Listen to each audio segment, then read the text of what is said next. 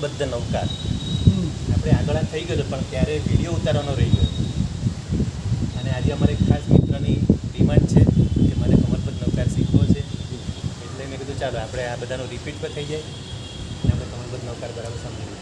સૌથી મોટો લાભ આમાં એ છે કે જ્યારે કમલબદ્ધ નૌકાર ગણતા ગણતા જો આપણે જમતી વખતે પણ મનમાં ગણવાનો છે. મનમાં ગણો ને જમવા છતાં પણ ઉપવાસનો લાભ મળે છે. કમલબદ્ધ નૌકાનો આટલો મોટો લાભ છે. એમાં કેટલા નૌકા? ના એક જ નથી. જેમ કે જમવાનો સમય કેટલો છે આપણો 15 મિનિટ કરી તો 15 મિનિટ માળા ગણાઈ જાય કે નહીં? હું તમને સમજાવું છું.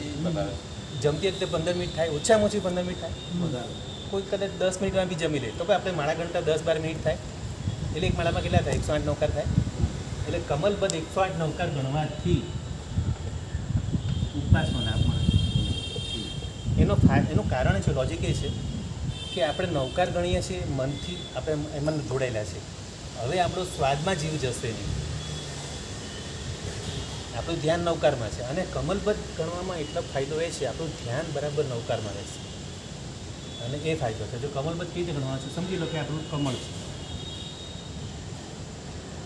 કમળની બધી પાંખડીઓ છે. જેમ આપણું નવપદની પૂજા કરીએ છીએ ને રોજ, નવપદની પૂજા કરી એ રીતે જ બધી પાંખડી.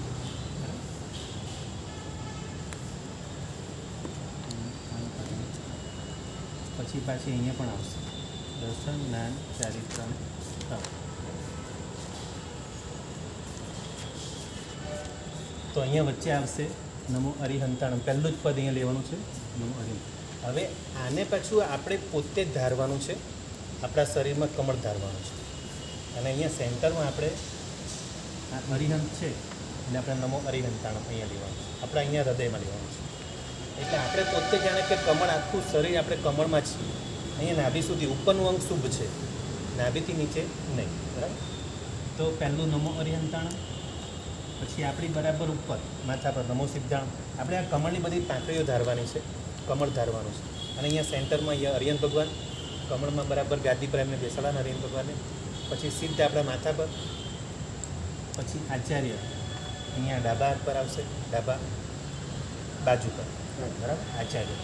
પછી ઉપાધ્યાય અહીંયા બરાબર નાભી સુધી અંગો શુદ્ધ છે, પછી નાભીથી વધારે નીચે જવાનું નહીં એટલે ઉપાધ્યાય અહીંયા આવશે. અને સાધુ